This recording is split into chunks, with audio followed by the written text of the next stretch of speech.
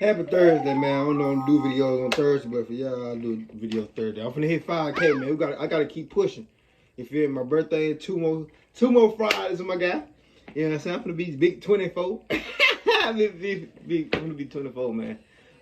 Make sure y'all get the video thumbs up, subscribe too, man. Y'all be bullshitting.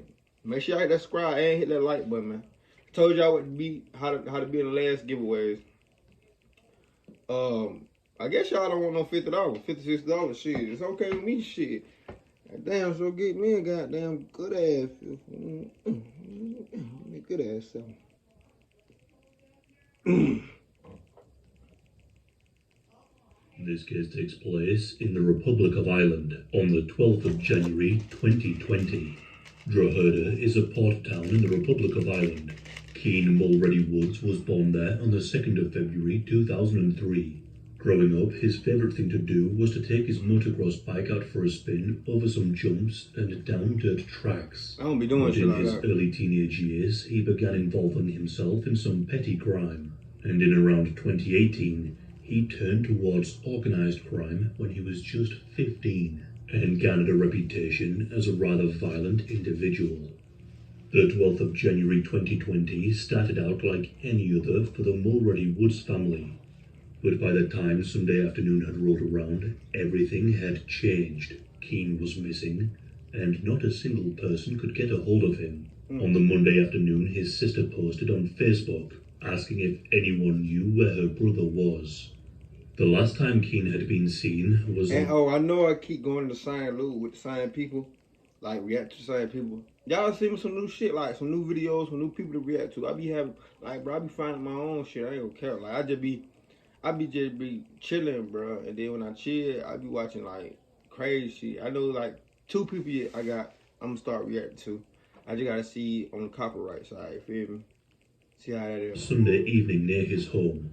Earlier that day, Keane had called his mother to ask her to leave him some money to pay for a taxi home. Since then, none of his family or friends had been able to get a hold of him.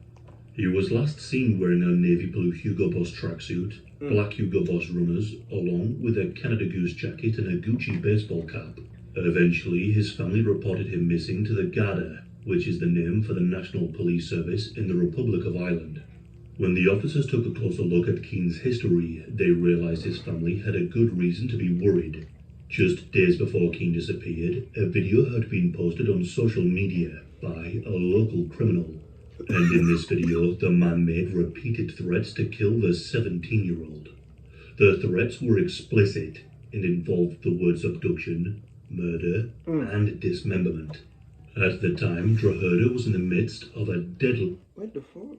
But anyway, when I was just talking about the shit, I just had backed up on my YouTube, and I already just found one I'm gonna do. I got 2 videos I'm gonna do for y'all. Gang feud. They both 29 minutes. By the time Keane reached his teenage years, this feud had escalated into full-blown war, and he was a part of the gangs.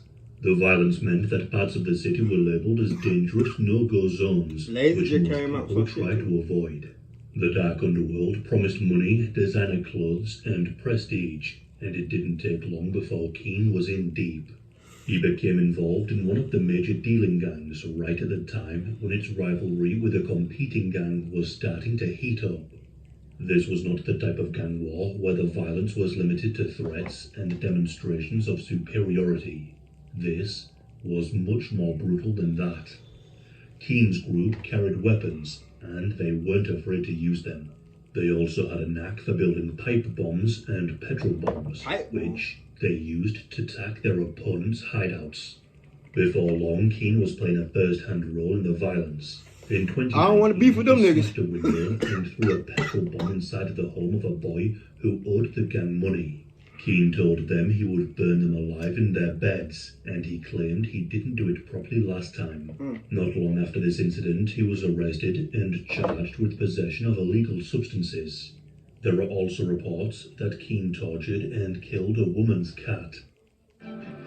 Expedia members save on travel. Niggas be sick, man. Fuck. U.S. General Series 3, leading durability and features at a low price, only at Harbor Freight. Because this woman owed him money and she couldn't pay it back in time.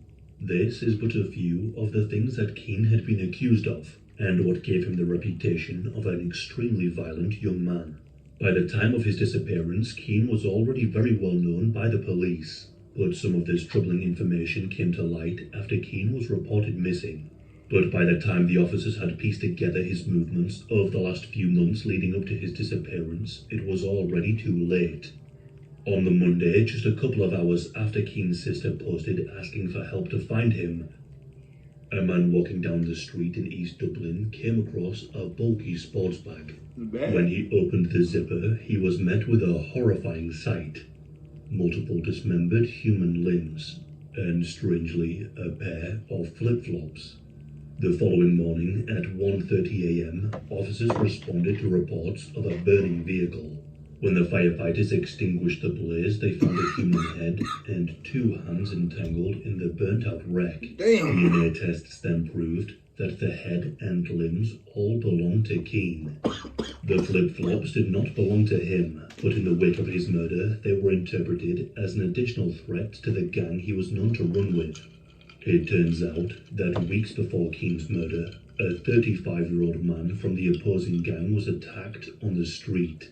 He was leaving a gym at the time and was wearing a pair of flip-flops which were stolen during the attack. Yes! That's only the start of it! That's only the start of it! That's only the start of it, Robbie! Someone from Keane's gang then posed Well, me a photo personally, with the sandals and posted the image on. Like, if I feel like, even if somebody from, you know what I'm saying, Joe, if I feel outnumbered, I'm pulling my guns out. I might got one, I might got two, I might got 2 and 1. You never know. I might got a goddamn Glock key. You never know. Never know, man. I don't. Never know, man. Social I don't media play that jumping shit. with a caption mocking the guy they belonged to. The man who The last time I got jumped was in 2nd grade. Robbie Lawler. 3rd grade. The murder 2nd and grade. dismemberment of a teenager might seem like an overly dramatic retaliation for the loss of a pair of sandals. But for those who knew Robbie Lawler's reputation, it was exactly his style.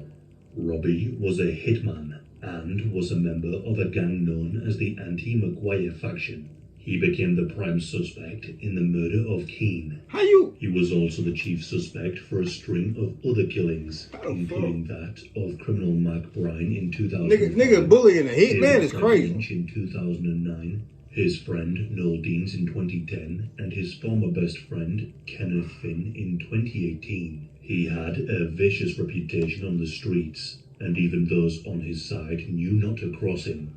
I've seen reports from people who were in prison with him who spoke about the fear he instilled in the other inmates. Sadly, despite his violent record, he was released from prison just 1 month before Keane's murder. Robbie was then definitively tied to Keane's death when one of his associates pointed investigators in the direction of the house where the teenager had been murdered.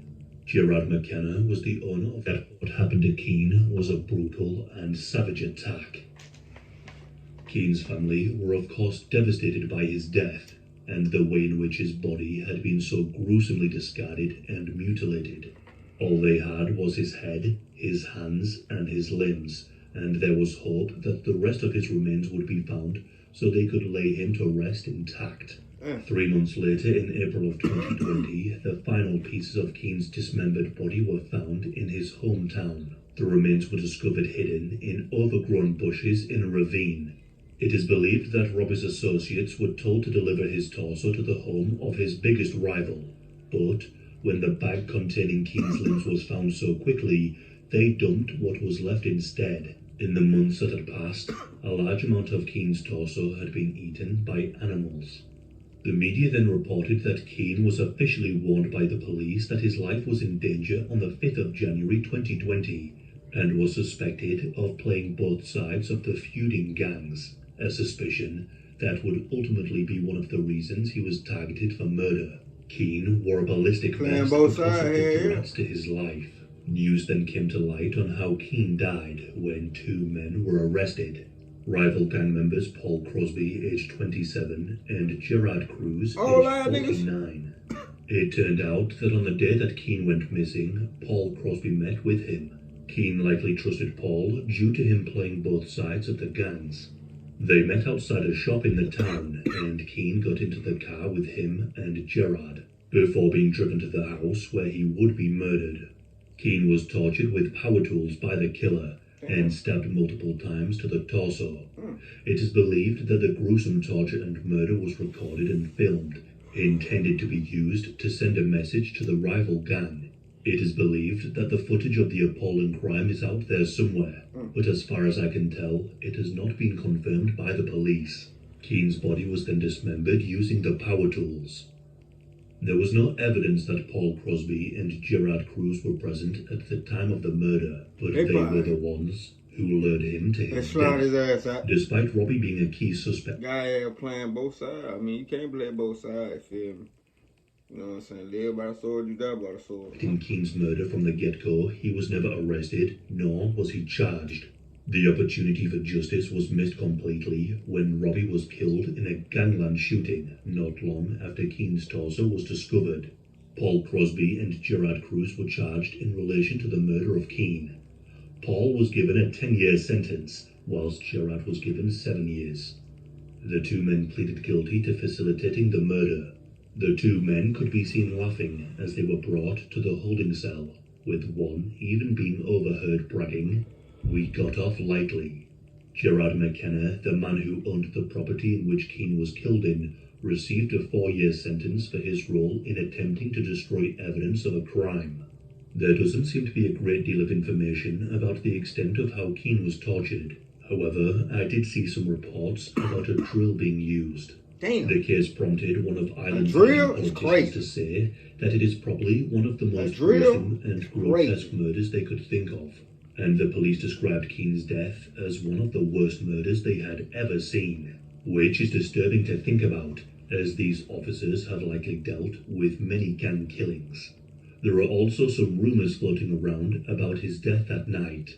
Some have claimed that Keane managed to get out of the house during the torture and ran to nearby houses, knocking on their doors and begging for help. But nobody offered any help due to his reputation as a firebomber, and he was eventually dragged back inside and killed. But as I said, these are just rumours from people who live in the area. Keane's murder is a stark reminder of the devastating consequences of gang violence. Yeah, so you can't play both sides. That's crazy. I mean, you'll back up both of them at the same time. Can't do that. Hell no, you can't go in no other gang do that shit. You can't. You might well ain't just live that lie. You go do both sides. Ain't no point in doing that shit. Stay out of gangs, kids, and stay in school. Stay in school and work. That's the best advice I can get y'all, man. Happy Thursday. They been sick. Give a thumbs up, let's subscribe. See how much on that video. Let's ride, huh?